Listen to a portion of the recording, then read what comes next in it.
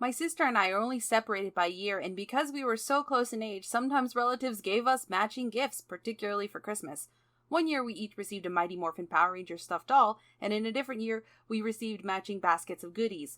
We even had matching furry white coats that made us look like Frosty the Snowman's illegitimate children with the she-bear. However, not all the gifts were so innocuous. One year, my grandmother paid someone in her retirement community to paint our faces on sweatshirts, and she gave them our school pictures. And not just any school picture, the school picture in which I braided my hair into tight curls and wore a cowboy-style shirt with fringe. Utterly mortifying. If only I had the sense of humor I have now, I'd save that sweater and eventually turn it into a throw pillow. I imagine this problem would be worse for twins. Not the horrifying picture of my own painted, curled visage smiling awkwardly from my chest, but the identical gifts. It seems to imply that you're not two separate people, but one duplex of a person. In the Babysitters Club number 21, Mallory and the Trouble with Twins, the BSC has a new client who is aggravating the club, but Mallory is up to the challenge. Or is she? Of course she is, but let's pretend to have some suspense, huh? It's a kid's book from 1989? Calm down, dude. Sheesh. I'm Amy A. Cowan, and this is Rereading My Childhood, the Babysitters Club number 21, Mallory and the Trouble with Twins. Mallory Pike, the gingerest, blindest, and bracestest of the Babysitters Club, wants to get her ears pierced. This seems to be a common plot point of late 80s to early 90s culture. The sheer act of getting your ears pierced seemed to signal some serious maturing for parents. There's an episode of Full House where Danny Tanner doesn't want his daughter, Stephanie Tanner, to get her ears pierced, so she lets Kimmy Gibbler do it and it gets infected. And there's an episode of The Simpsons in which Homer gets angry after Bart gets an earring. Now, as I'm doing a rewatch of every Degrassi episode, Ellie comes in with holes all over her body, and Sean has both his ears pierced. I remember getting my ears pierced when I was like 5 at the Claires. It seems that ear piercing is not the direct stripper pole straight to hell after all, but I digress. Mallory wants pierced ears and her parents think she's too young. Or she assumes her parents won't allow pierced ears, she hasn't asked them.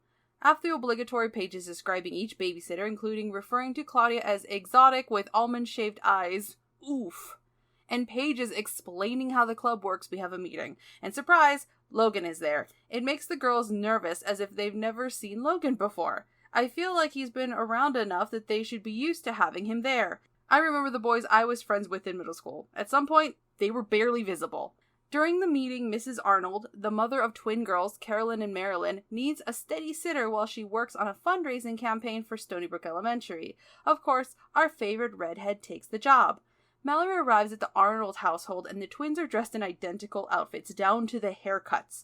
They are wearing bracelets with their names on them, but the bracelets match, except the name painted on them. Mrs. Arnold herself is quite a fussy woman, wearing matching bows in her hair, shirt, belt, and shoes. There will be no pattern mixing in her house. When Mrs. Arnold leaves, Mallory offers the girls her kid kit. Carolyn chooses to play with some puzzles, while Marilyn chooses some books, including a book called Baby Island, which is real and not just a bad sitcom with one season from the 90s. And now, mid-season kicks off with Admiral Baby. We're taking the entire 6th Fleet to Candy Island? Those are the Admiral's orders.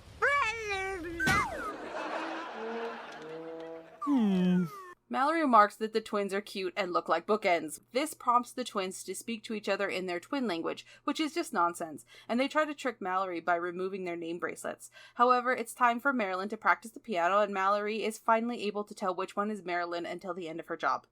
It's another day and Mallory's back at the Arnold residence. This time, Mallory plays hide and seek with the girls. When Mallory finds one, she asks for a snack. Mallory obliges and goes to search for the other one. She finds one and Marilyn or Carolyn asks for a snack. Mallory obliges again and asks where the other one is. It seems she either hid again or is still hiding. Mallory finds another one and they ask for a snack. Mallory declines. There are 2 of you and I give out 2 snacks. That's it, no more. No more? No fair! It's very fair. 2 twins, 2 snacks. I think you guys just fooled yourselves. Then they go into their twin language. When it's time for Marilyn to practice the piano, Carolyn reads a Paddington book and they both ignore Mallory until their mother comes home. Now it's time for a different sitter to confront the Arnold twins, Claudia. This time, Mrs. Arnold has some special instructions. Marilyn's piano lesson is at 11:30, Mrs. Arnold told Claude.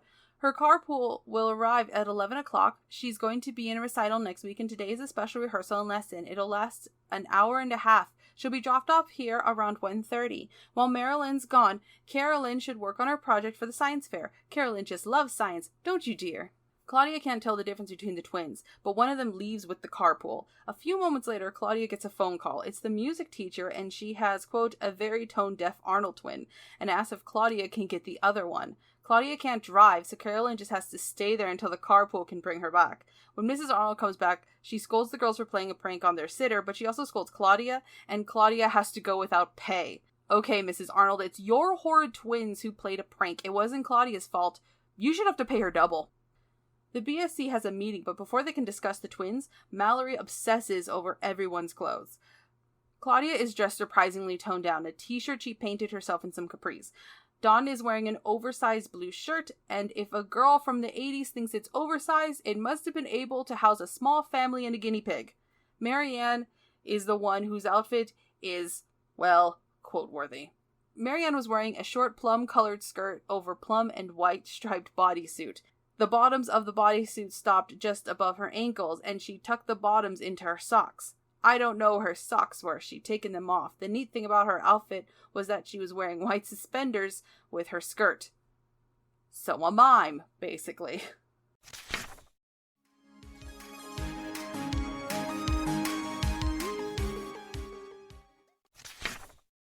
After that, they talk about the Arnold twins, but nothing that we didn't already know. They speak in a twin language. They look identical, but Carolyn likes science and Marilyn plays the piano, so they're not completely the same. Another day, another adventure with the Arnold twins. This time, whenever the twins speak in their own language, Mallory responds with Pig Latin, which confounds the twins. Their minds are blown. Mallory promises to teach them if they stop speaking their twin language around her and put their name bracelets on. Properly. They strike a deal. In a moment of verisimilitude, the twins lament that no one can tell them apart. They show Mallory their one key difference. Carolyn has a mole under her left eye. Marilyn's mole is under her right eye. At the end of the sitting job, Mrs. Arnold asks if the BSC would be willing to watch over the twins' birthday party. Mallory promises to bring it up at the next meeting.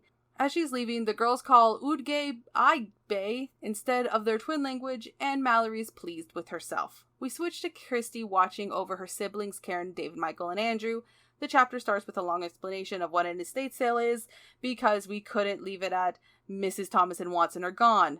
They're going to an estate sale. Promise. Just a plain old estate sale. What is an estate sale? Let me tell you in excruciating detail. I know all about these sales because I'm going to one. I'm not going to a secret island where we hunt the poors for sport. I'm going to an estate sale, which is something I know all about. Karen and Michael invite the Papadakis kids over. Meanwhile, Andrew needs to learn lines for a school play about a circus. However, Andrew doesn't want to be in this play. But I don't want to be in it, replied Andrew, and his lower lip began to quiver. I don't want everyone looking at me and listening to me. But you know what they'll probably be thinking while you're doing that? What? They'll probably be thinking, what a good bear that Andrew makes. He knows his lines so well, I bet he worked very hard. What if I forget my lines? Then what will they be thinking? They'll be thinking, oh, too bad, he forgot his lines. Well, that happens sometimes. He still looks like a very nice, smart boy. Sure, Christy, that's what they'll be saying. If you wanted to motivate him, you should have told him the truth. If he remembers his lines and just says them, the second he's done, they'll pay attention to the next kid. If he forgets his lines, they'll remember him and use him as an example of why you should learn your damn lines. While Andrew works on learning his lines, Dave and Michael reads Basho Man comics with Lenny Papadakis. I think it's lovely that the kids are getting into a comic book series about an Edo period Japanese haiku poet. Instead of reading poetry, which I'm assuming these comics are about, Karen and Hanny dress up identically and say they're twins because the kids in this town are suspiciously in tune with the A storyline. As for the party, of course the BSC helps with the Arnold twins' birthday.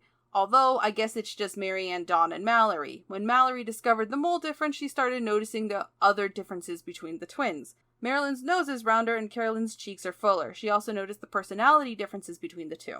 After the games, they open their presents, and every gift the twins received comes in a pair. A pair of Raggedy Ann dolls, a pair of stuffed elephants, a pair of the complete second season of Designing Women on DVD. The girls are not particularly happy. This is until they get to Mallory's gifts. They were not the same size or shape. They were wrapped in different paper. The twins looked intrigued. "Is this a mistake?" asked Carolyn. "Who are they from?" asked Marilyn. "Me," I replied. "Go on, open them." So they did. I picked out a tiny pin in the shape of a piano for Marilyn and a book of simple science experiments for Carolyn. "Boy, thanks," the girls cried enthusiastically. They absolutely beamed at me. But the twins are only allowed to be individuals momentarily because the cake has their identical faces on it and they blow out the identical candles at the same time. The next time Mallory sits for the twins, they show her some other gifts they received. Despite their sets of identical dollhouses, socks, and jumping sticks, I didn't make up that last one. Their favorite gifts were the ones from Mallory because they were different. Mallory tells them about her triplet brother. She says that they don't dress the same, they act differently, and they don't get 3 copies of everything.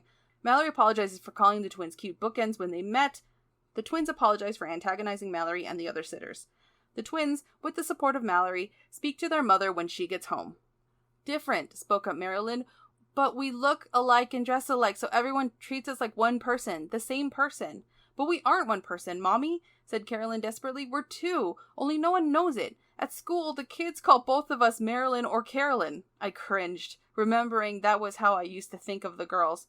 "We hate it," added Marilyn.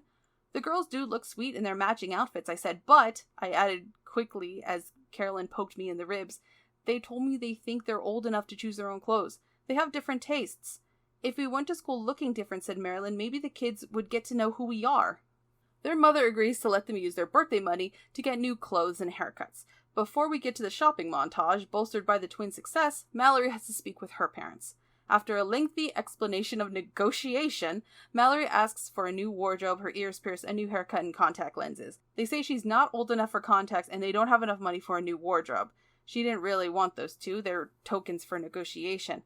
She can get her ears pierced as long as she pays for it herself, and she does the aftercare so they don't get infected. She can get her haircut as long as she doesn't get a, quote, green mohawk, and she has to go to a, quote, salon downtown.